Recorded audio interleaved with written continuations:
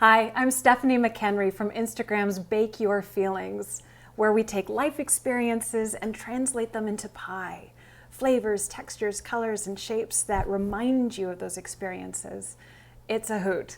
I absolutely love doing it, and I'm honored to be able to share some pie secrets with you today. Specifically, the most daunting part of the pie, which is a flaky, buttery, homemade crust. And I'll tell you right now, if it's still too daunting by the time we're done here today, A, I didn't do my job, and B, it's okay because I'm a pie ambassador, not a pie snob. Whatever gets it delicious and in your belly is great.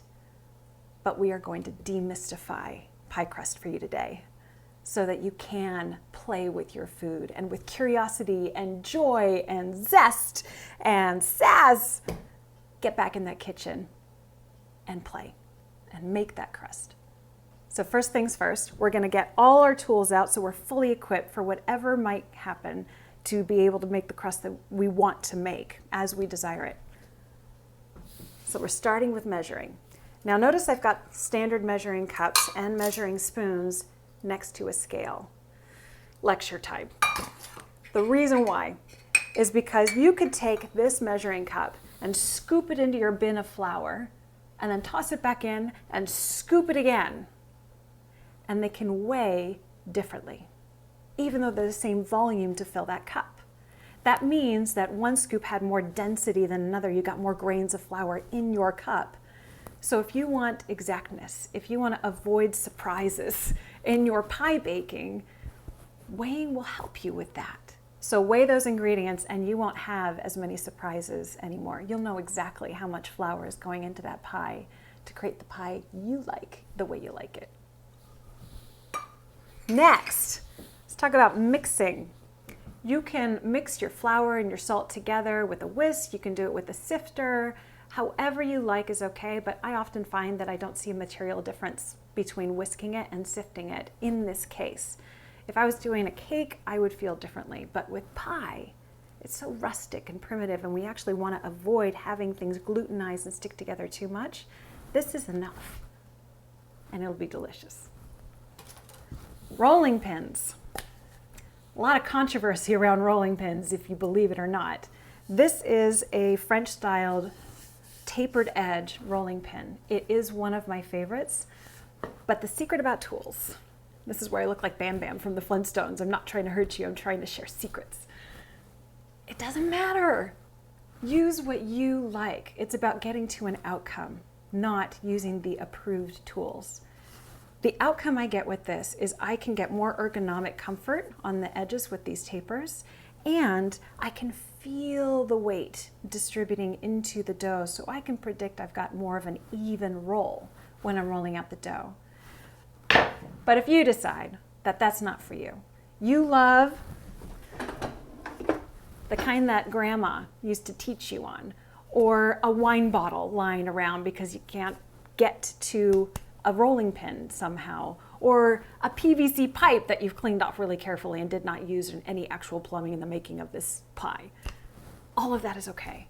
Tools are about getting outcomes. If you can get a good outcome with this guy, do it.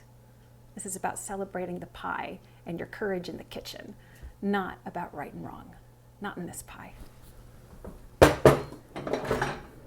Next, one of my favorite tools ever, the bench scraper. Two reasons why I love it. One, I often use it for cutting chilled butter. It gives me some leverage that's a little bit easier than a butcher knife. I also like using it to clean my counters between rolls. This was a big exciting thing for me because when you make enough pies, I made 1 to 7 pies a week every week for the last 15 years. And efficiency became really important to me. I learned that if I grabbed a wet sponge and used that to clean up the flour, it'd be a big gloppy goopy mess and it would be harder to get done. Scrape it up while it's still dry. Get most of the debris and then spray it down, you're good to go. And now for cutting, let's talk about fats and all the tasty things that go into our pie to make it absolutely blissfully wonderful and Julia Child approved, all the butter. This is a pastry cutter. I've had many over the years, some more industrial metal looking ones, some wooden handle ones that look so quaint, like something that came out of a sepia printed photo in an album. I love them all. I like this one the most because I make so many, it feels comfortable in my hand. And I use this to cut the bits of butter and fat in my dough as I'm mixing it and get it to the exact size that I want. Why is that important? Because the size of the butter will dictate the size of your flakes in that gloriously flaky crust. That's when we get to decide if we want a sandy flake, like great for decor because it doesn't shift and mutate on you when it's baking, or a medium-sized flake, or a big, fat, chunky flake in your rough puff. You cut it to the right size, and then if you want it smaller, you use this to get to the size you actually want. Also for cutting, pastry cutters or pastry wheels. I've heard this used by a bunch of different names. You can adjust the width of the strips that you're cutting with this guy. And that makes it so that when you do a lattice later, you have these beautiful uniform strips of pie crust to be able to ornately lay on your pie top. Other pastry cutter options, I've got a fluted cutter right here. It gives you a little wiggle edge, which can be really cute. I love this guy because I get both on one tool and I can go back and forth and do more textures when I'm playing.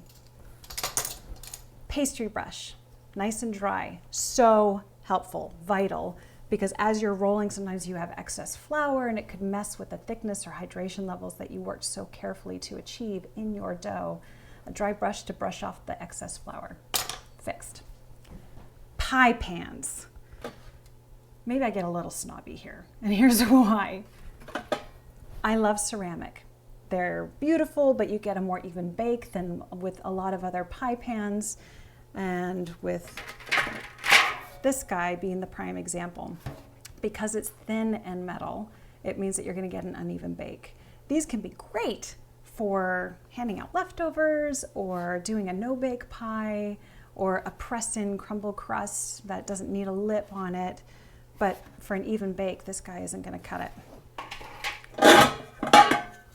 Metal pie pans are great. They have a decent heat distribution and it makes it really easy to have the pie not stick to the pan.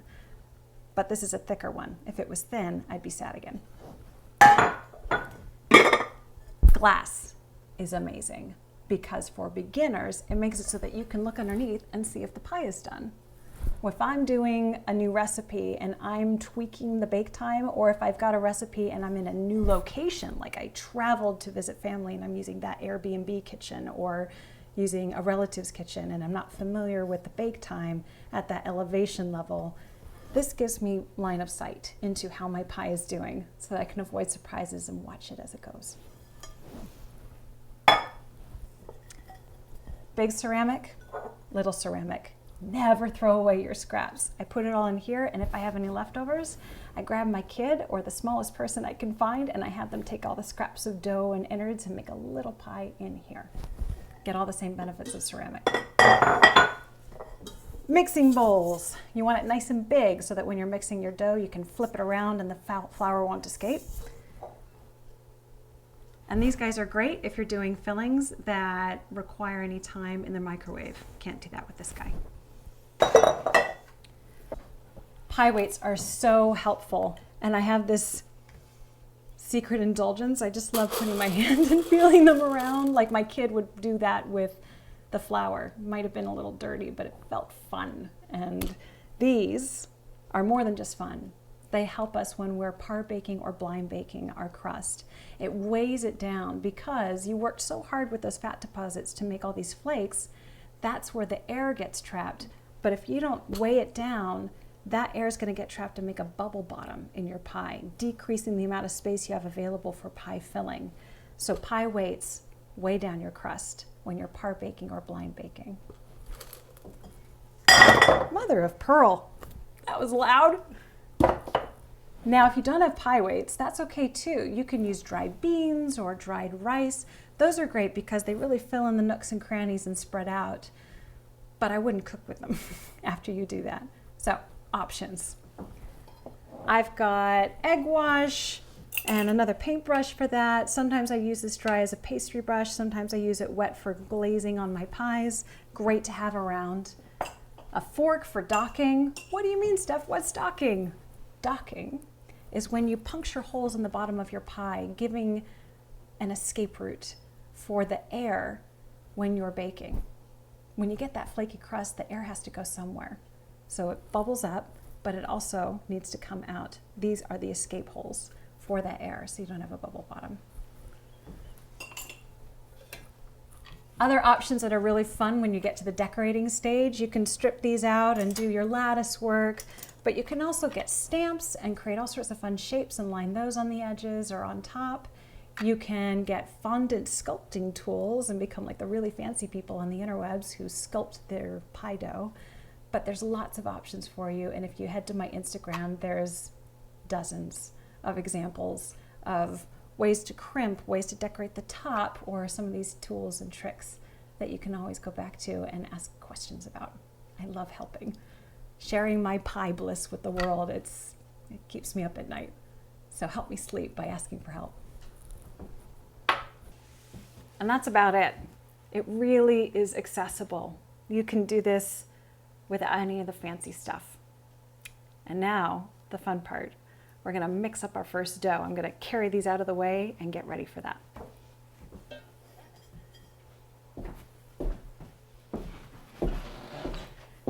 And now the fun begins. We get to mix our dough. This is often a part that people get scared at, but today, again, we're demystifying that and make it really straightforward. We have flour. I've already measured and mixed together with the salt. We have our butter, and I'm cutting it up to the specified amount. And I'm not using a food processor for this because I want you to do a couple things. One, I want you to see that you don't need a food processor to make pie. It is totally accessible to you today. And two, I want to show you a medium-sized flaky dough, meaning when you bake it, you're going to have that sweet spot, that Goldilocks happy place of just the right size of flakes for that pie. These are nice and cold from the fridge, and I'm using my bench scraper to cut into it. It gives me more leverage than a butcher knife. Not required if you don't have a bench scraper, but helpful. All right. I now have strips of butter that are about a 1/2 inch in size on the side, width and height, and I'm slicing them up in 1/2 inch chunks as I go along through the butter.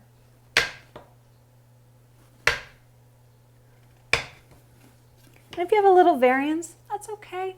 You can have some medium-sized flakes with some smaller size and some slightly larger size, especially if it's a rustic pie. It makes it feel even more organic looking. All right, I've got these guys cut up. I need just a little bit more butter to get the right amount. I've got this guy waiting in the fridge for me.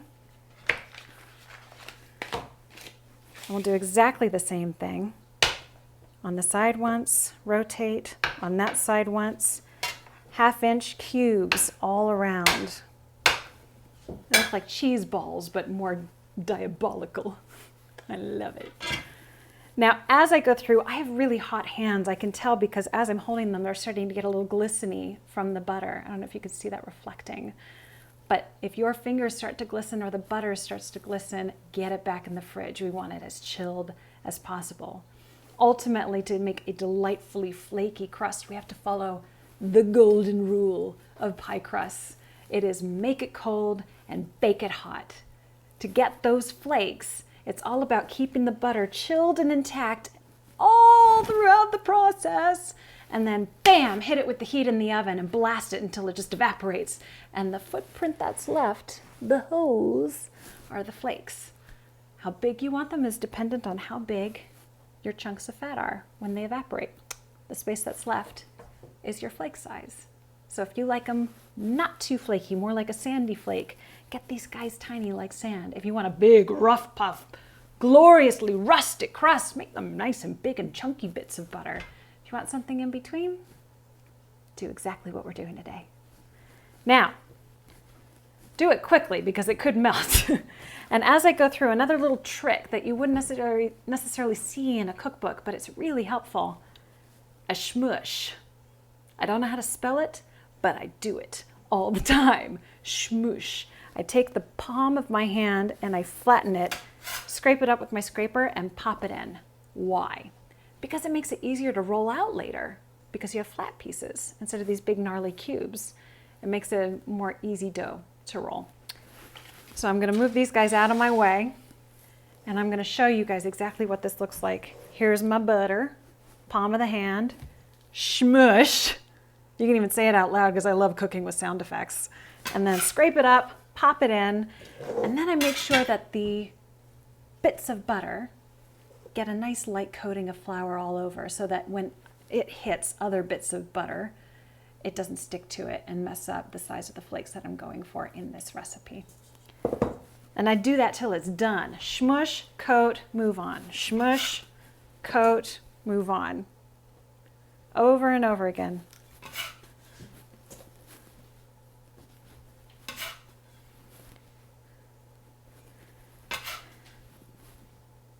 Now I'm not using a pastry cutter here, you'll notice.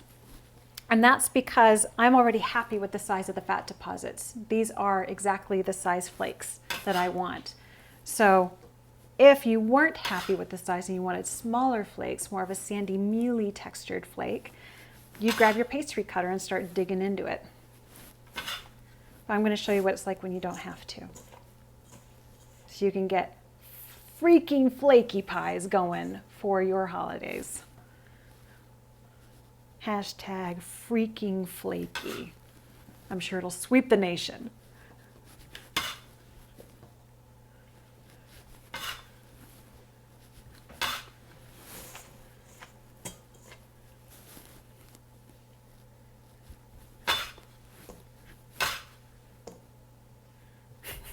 All this butter, I feel like Julia Childs. It's kind of a dream. Bon appetit! Idol. Icon. God bless her. This is a good way to die. No one's making it out alive.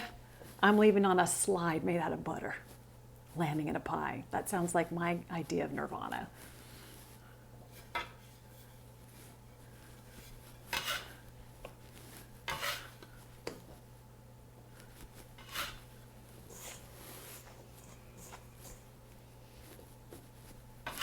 It's an addiction. Every time I have a good meal, I think, ooh, this is good. You know what would make it better? Putting it in a pie.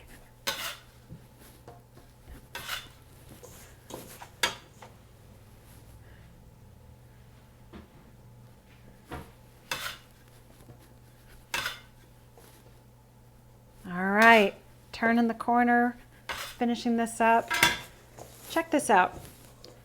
All those butter bits we smushed and stuck in there, they're all lightly coated in flour, which means they're not stuck to each other, and I get to have the exact size flake that I designed at the outset. Now we get to mix it with water. And I always do this with my hands. Even if I'm using a food processor to mix in the butter with the flour, I still take it out and do the hydration part with the water in a bowl. Why? Partly because I like getting my hands dirty, because it's fun and it makes me feel like I'm 5. And 2, more importantly, it makes it so that I can feel the hydration, and where there's clumpy bits that have more water, I can break them up and spread them out for an even distribution of liquid. I have my water here. It's super chilled. I had ice melt in it, and it has just finished melting, so it's nice and cold, and it's not going to melt the butter when we stick it in here. Now, in your recipe, you'll see how much water is called for, and you use that as a baseline. But the reality is, and these are more secrets that you wouldn't get in a recipe, hydrating the dough is something you kind of have to do by feel.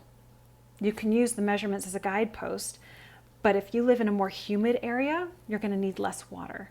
If you live in a drier area, you're going to need more. If you're at a lower elevation, you're going to need less water. If you're at a higher elevation, you're going to need increasingly more water depending on how high you are in the world. So we give you a baseline, but there's still a little bit of room to dial it in and get it just right for who you are and where you're baking from. So I'm starting with 1/3 cup. That's my baseline for this single layer of double crust. And I want you to see here that I'm just tossing with it. I'm not kneading it. I'm not trying to mash the butter into the flour.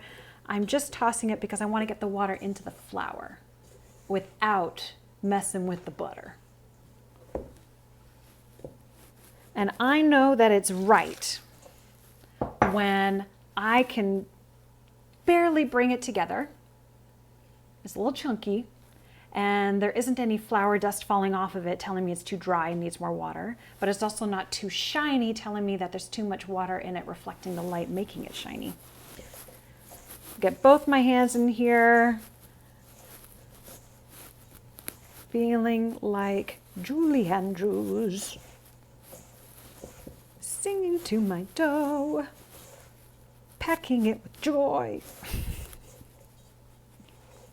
Embarrassing my kid. I made peace with that a long time ago.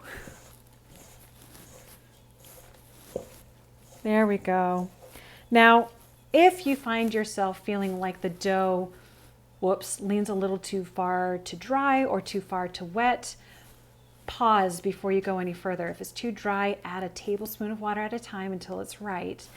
If it's a little too wet, better that it be a little too wet later than too dry. We can always adjust that by adding more flour. Lots of forgiveness available to you in making pie crust. And these aren't complicated ingredients. We're not doing anything funky like a souffle or stove work. This is just mixing and being patient to toss it and not grip it. And she's done. Check this out. I'm going to plop her on the counter with my gnarly, goopy hands and all. I love this part. It's so fun. And then, oh, lost some butter. I want all of it. There's your pie crust. Let the joy commence. It's wonderful. I'm going to now mash this into, well, gently mash, into a disc. I want it to be flat and round and about 1 inch thick or so. I'm going to wrap it airtight in plastic wrap. Why airtight, Stephanie? I'm glad you asked. Because when it goes in the fridge, we just work so hard to get the hydration right. We don't want any air seeping into it and messing with it and drying it out. So airtight in the fridge for about 30 minutes to an hour, or until the chilliness of it has bound it together rather than kneading it to bind it together. Then we'll roll it out. All right, let's grab our plastic wrap. Wrap this guy airtight in our disc. Yahtzee. Okay. Pick it up, plop it down. It's not totally together. If you look really closely, you can see cracks and stuff in the middle. It's just gathered enough. Really focusing on not kneading the dough to keep that butter intact and get those nice flakes later. Rolling, wrapping, getting this extra airtight on the last one. Give it a little squeeze, a little cup to bind it together just a little bit, and then whoosh, flatten it. There's our disc. It's about 1.5 inches. That's fine. Pop it in the fridge. I was gonna say oven. That would be really fun to see. In the fridge for 30 to 60 minutes. Ta-da! I have another one chilled, ready to go so you can see it. And this is fun because we get to talk about lamination. What a nation? Lamination. It's folding the dough so that you can get layers and layers of those flakes. So say it's not flaky enough and you want it freaking flaking, double freaking. Then you get to do this folding technique called lamination and you get rows on top of rows of flakes. Heaven. Really, just what could be better? I'm going to lightly flour this surface. More technique and tips. Hold it really high, you feel like a superstar, and you get a more even distribution of flour on your counter.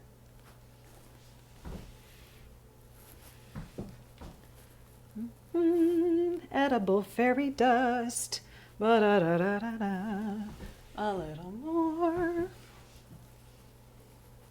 Little shimmy, help. There. All right, rolling this guy out. Lamination. I want oodles and oodles of flakes in this one. Here's how I do it. Ooh, check this out. This guy's sticking a little bit. It's a great lesson learned in technique.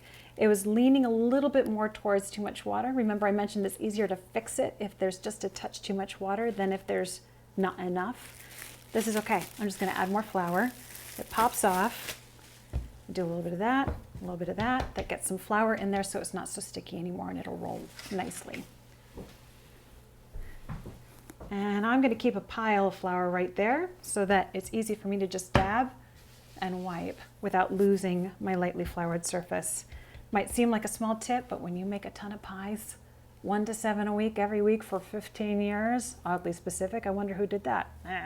Then you find those efficiency tricks and they're joyful points of relief. I love them. Little hacks. Now, I'm gonna want a little more in my pile. I always put the lid back on to avoid stuff falling in the flour. My rolling pin. Hand in the pile, rub on the rolling pin anytime you need it. If it's sticking, do that back and forth again. Now I'm rolling this out, and for lamination, again, my goal in this demo is to show you a scenario where you want tons more flakes, tons. We're folding this guy, and we can do that once, we can chill it and then do it again twice. It's up to you, whatever your preference. How do you like your pie? And because I'm laminating and not getting it ready to assemble in a pie dish, I'm not focused on rolling a round circle. I'm focused on creating a square or a rectangle. Easier for folds. Every time you see the dough pull up on your pin, that's because it's not covered in flour enough, it's sticking. So reflour your pin every time you see that. You'll avoid it sticking to your pin and messing up your flow. Throwing off the emperor's groove. Come here, you. Now this was a rough puff, different than what we just did. The last one we did had 1/2 inch cubes of butter. This has 3/4 to 1 inch cubes of butter, and this is what it's like when it's spread out. These are big, fat, gnarly suckers in this thing, and you're gonna get these massive, massive flakes when you roll this out and bake it. So if it looks a little different, that's why, but it's nice to see the difference as well when you're going from different size flakes in this process so that you can be informed when you think about how you want to design your own pie. All right, just a little more flour, feeling like it needs to be a little thinner. There you go. Come on, you. When it's chilled, it's harder to work through, but that's what you want. Put your back into it. There we go. Now this is interesting. This was harder to make into a rectangle. It ended up looking more like an amoeba, and that's okay. I'm gonna fold it up and no one's gonna know the difference. No judgment here. Go play with your food and come back when you shed all those shame triggers. I'll be the one making all the jokes for 12-year-olds. So I've got my pastry brush. All this excess flour, I'm gonna brush off with my dry brush because I'm managing the hydration levels. If I leave that in there, it'll start to dehydrate your dough. It'll be drier. This is just right. I don't wanna mess that up, so I'm getting rid of any excess. I have folded it into thirds. I'll show you again. Remember, this guy came over and this guy over that. Because if I folded it in half and half again, this gives me 50% more layers of flakes for each round of lamination without overcomplicating it. I'll do the same thing again in thirds. Bring a corner to the middle, brush it off. Bring the other corner to the middle and brush it off. Now this butter is starting to heat up just in that short period of time. You can see these bits sticking to the counter. Grab some more flour, tap it on there, get rid of all the wet bits, get it nice and dry, brush off an excess, and then wrap it airtight and stick it back in the fridge to chill. And when it is chilled, it'll be easier to roll out. The layers won't be shifting around on you. They will have bound together in the cold, and you'll be able to roll it out into a round piece of dough for your pie.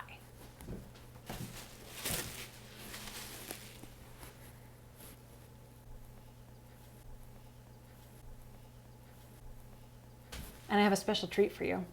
I made a mealy dough and a rough puff dough. We made earlier a medium flake. This is teeny tiny flakes and big fat flakes, and I laminated it so that you can see what it's like when it's cooked. Check this out. Da, da, da, da. These are doughs that were just like this, folded up and laminated. And I sliced them in half so that you could see the inside, and I baked them. Can you guess which one had teeny tiny sand-like bits of butter and which one had big fat chunks of butter like a rough puff? See all those tiny holes? You can see the layers from the folding, but each flake, each hole is teeny tiny. That was the mealy dough, where the bits of butter were like sand. See all these massive defined holes and in between all those layers? It almost looks like a croissant. That's because the bits of fat were huge, and then we laminated it so you get more flake and more definition. They're all good. They're all tasty. You get to decide who you are in a pie. Pick your favorite and use all the techniques to have as few surprises as possible. You are in control. You get to design your life in pie.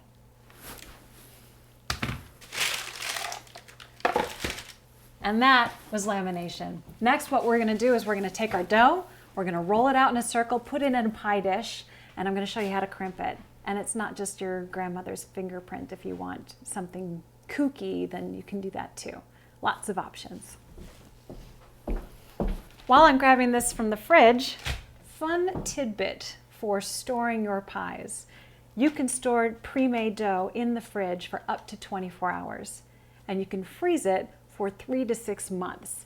It's a game changer in terms of efficiency. If you have a ton of pies to make on Thanksgiving Day, or if you're like me and it's a Tuesday and that's reason enough to make a bunch of pies, then it's really helpful to have a bunch of dough discs waiting for you in the freezer or in the fridge the day before, so that you're not killing yourself to get it all done in one day.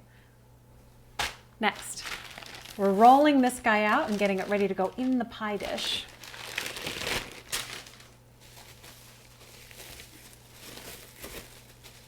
I am going to give myself a fresh surface. In comes the bench scraper to save my butt again, making my life so much easier than a wet sponge and a gloppy mess. And fresh flour. Up high like a superstar. Nice and even. Okay. This guy goes in the flour. Flip it over, do it again, all over, because it was just a little shiny. I'm fixing it now that I'm rolling it out. Keep that pile there. All right, let's roll this guy. Rolling. If you're doing a circle, you want to go from the center out, and you want to pivot it every now and then to make sure it's not sticking to the surface. You want to catch that before it gets too late. I need a little more flour on this guy. I've got my little pile of flour over here, and I'm getting that on my rolling pin. Way faster than going back and forth with the flour. The tub over there. And it makes me feel like a wizard when I do that. I can go back over. Like poof, disappear in smoke. I love that.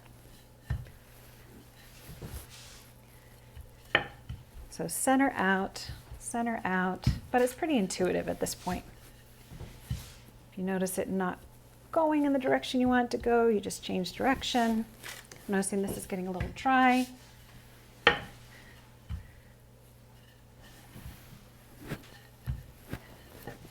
You want at least an inch of crust hanging over the edge of your pie dish.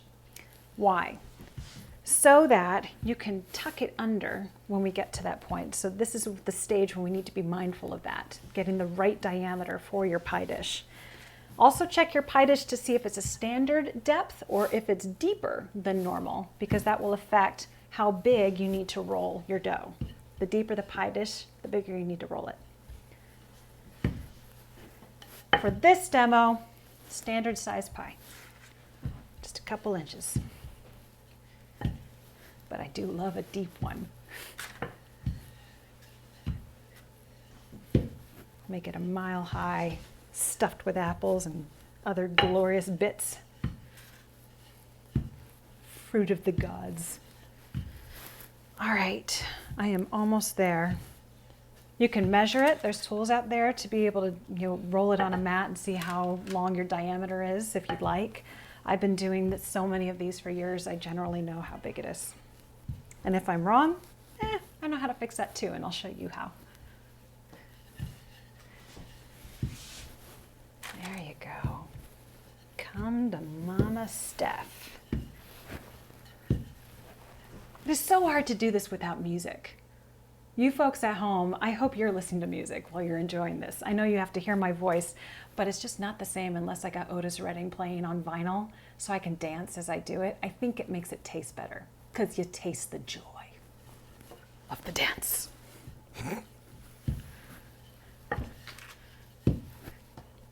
All the feelings to bake. Stick them in a pie. All right, I'm gonna grab that pie dish and show you how to get it in there. And as you do so, do it in a way that avoids shrinkage of the crust as you're baking. How many of you have seen that before? Watch this.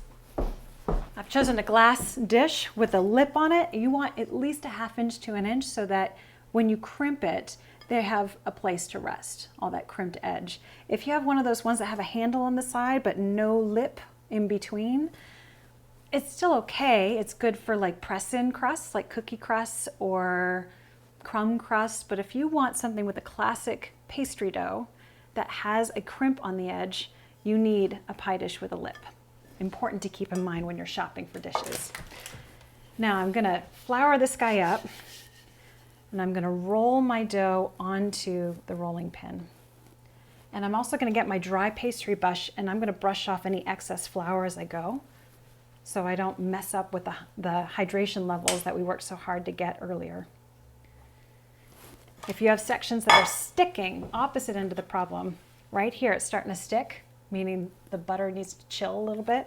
Get your bench scraper and just short movements, scooping it as you go to keep it from sticking and ripping your dough. And when you see that, the second it goes in the pie dish, get it back in the fridge. Cool it back down. Well, Stephanie, how often should I chill my pie? I'm so glad you asked. This is just one of them. In the beginning, when you make that dough disc, that's the first time. In between each round of lamination, that's the second time. Right after this, when you put it in the pie dish and before you even stick anything in it, I chill it. And that's what prevents shrinkage. I get it in here not by pulling, by dropping it into the crevices so I'm not stretching it. If you stretch it to push it in, then you're already pulling apart those glutinous molecules that want to snap back together when it's baking. So we drop it in and rest it, drop it in and rest it, not stretching. And then we chill it in the fridge, not only to keep the butter chilled so we get those flakes protected, but also so that if it's going to shrink, I know how much is going to shrink before I cut the excess. You could cut the excess here and then it shrinks and then you don't have any dough on that lip that we worked so hard to get when picking out our pans. So it's simple to make a pie. It's just thoughtfulness, just a little patience for it. We all deserve that.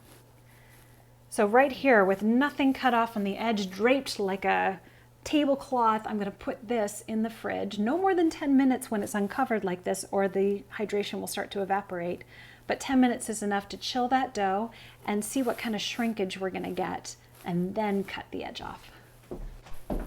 This bad boy's been chilling in the fridge. I saw a little bit of shrinkage. This is a little shorter than it was before, but now I know exactly with confidence where to trim it without worrying about it shrinking even more when it bakes in the oven. I'm gonna grab my scissors, and I'm gonna leave about a 1/2 inch around the whole perimeter.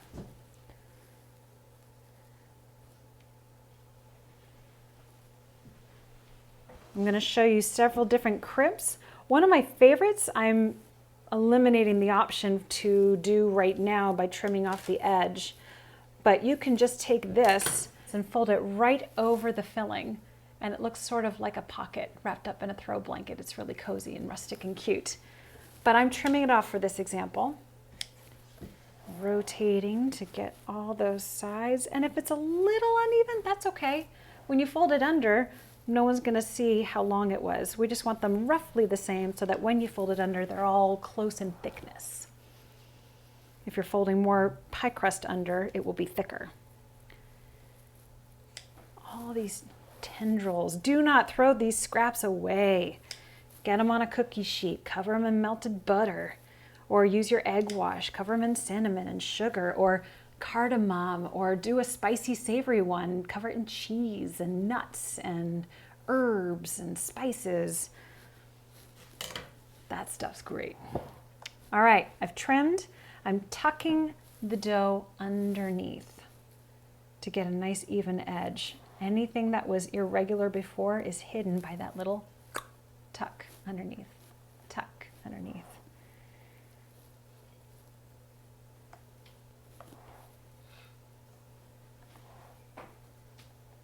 And if at any point I'm doing this and it starts to feel like maybe the butter's getting a little warm, that means it is. We don't leave it to wondering. We just pop it back in the fridge and make sure that we protect ourselves from melting butter.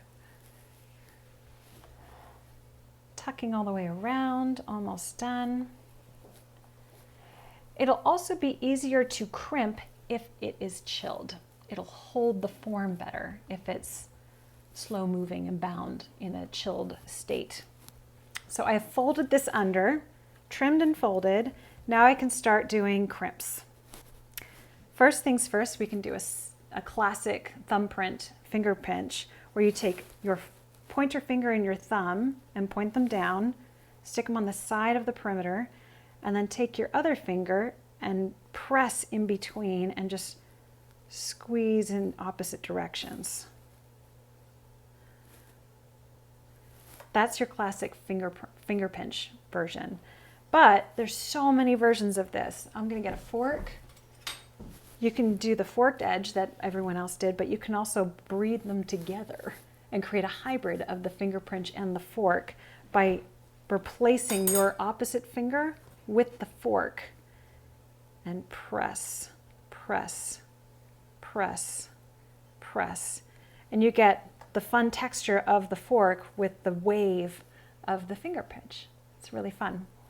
You can do back and forth, side to side with these. These are just some of the most simple ones. If you go to my Instagram, I'm doing roses, I'm doing leaves, I'm braiding, I'm doing all sorts of fun things. One of my favorites I call the regal crimp. And I happen to have some extra scraps over here, so we'll use that. I'm going to roll them into little balls. This is fun. Ball number 1, ball number 2, ball number 3. I do the same classic finger pinch crimp. 1, 2, 3, and then I drop these in the spot where the finger holes go. 1, 2, 3. That's kind of a circusy clown collar look to me. It's fun and playful. And when I was raising a smaller human, now they're an old teenager, but when they were tiny, they were like, oh, it's like mermaid pearls from under the sea. You know, you can do so much meaning and connection and storytelling through food. And I do it with pie, flavors, textures, colors, shapes. This is just the beginning. If I wanted to do a rose, I know I mentioned it, I don't mean to tease you and not do it. I'm going to make 3 little circles. I've just got a bottle cap right here. This is maybe 1 inch in diameter. That's pretty tiny. I would usually use a bigger one, but this is just for learning, so you get an idea for it, how much flexibility there is. I'm scooting this off to the side so you can see I'm just scooping out 3 little circles. I've got another good scrap over here and get a better circle. Cool. So to make a rose, I lay one, I overlap the next one, and I overlap the last one. I just kind of press on the connecting parts, and then I roll them all together. So dang cute. Use my fork to create 2 different roses by pressing down in between. And now you've got little rosebuds that you can line your edge with. So simple. And if they're bigger, then you can kind of fan them out and make big knockout type roses. It's really pretty. So we've got our traditional finger pinch, we've got our fork, we've got our hybrid of the finger pinch and the fork. We've got our little chevron fork pattern. We've got our regal one that's so playful and bobbly. We've got our roses. We have some extra scraps we could turn into a ribbon edge. Oh, what? A ribbon edge, and it's so pretty. Check this out. I'm grabbing my scraps. Thankfully, I've got lots of long tendrils to work with. And I'm just going to get my pastry cutting tool and create nice straight lines out of what I have. And then cutting it off. Now I've got a nice long strip. And I'm going to lay it down and create a little lip. And then do it again. And then do it again. And there's my little ribbon edge with all these little bow loop-de-loos as you go around. It's a pretty whimsical little edge. And you can do that over and over again. You can connect them really easily to keep that going all the way around the perimeter of your pie.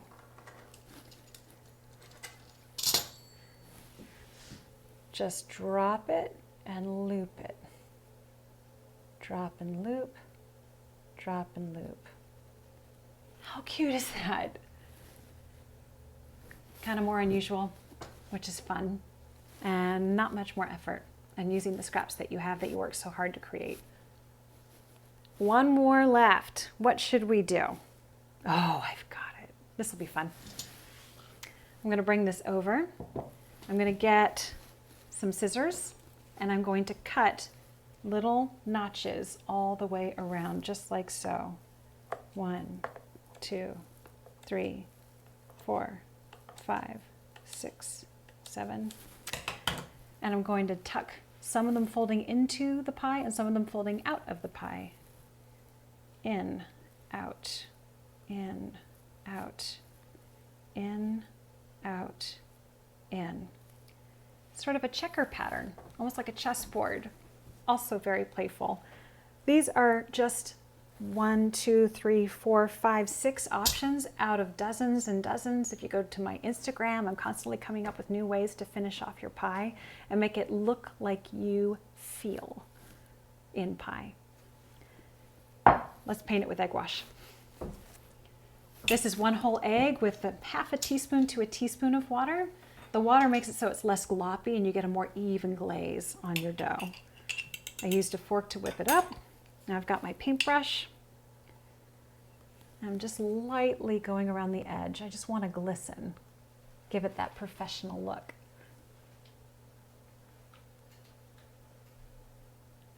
Getting in all those crevices. And then, like I said before, I'm going to get this right back in the fridge. That's the 4th time I absolutely chill it. When you make your dough disc, in between lamination, when you roll it out and stick it in the pie dish, and then right after you assemble it. Get it back in that fridge one more time, keeping that fat nice and chilled so it's completely untampered with until we smack it with some heat in the oven and blast it into oblivion. Boy, that makes me sound rather evil. Don't worry, I use my pie powers for good, not evil. Come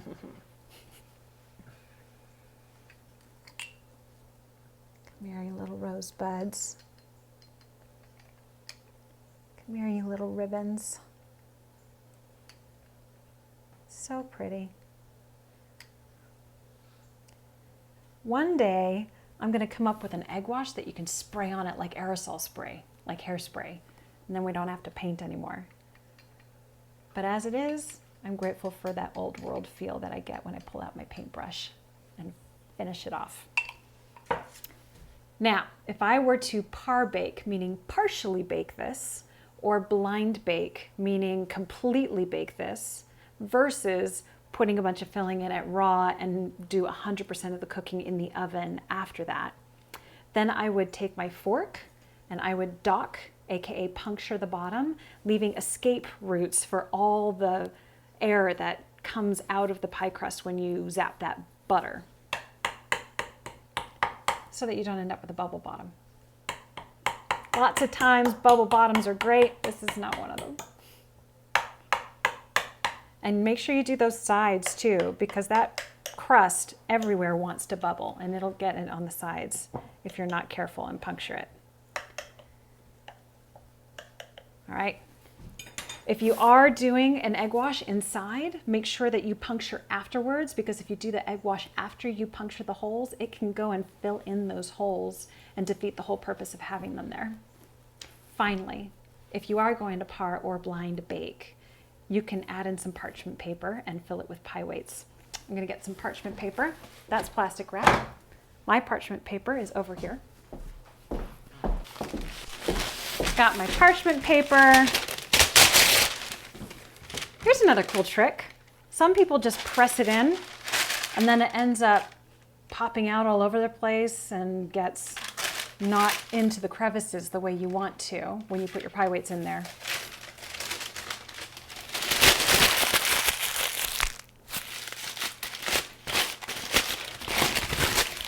Now it will be a custom fit to your pie dish, and you won't miss out on getting all those pie weights into every crevice. Oh, this guy fell off. Come here, you. You can also twist those ribbons. There's just so many options. That's going in. Now the pie weights that I love so much. My mermaid pearls, as my kid says.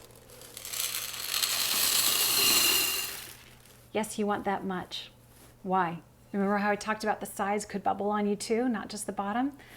This makes it so that the weight goes all the way to the brim and keeps the sides at bay as well as the bottom. So no unwanted bubbles, just where we want them in those flakes in the crust itself.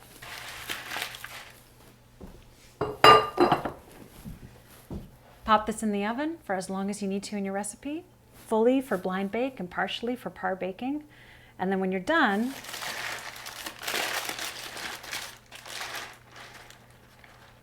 it's gonna stick. You just pull it out. There you go.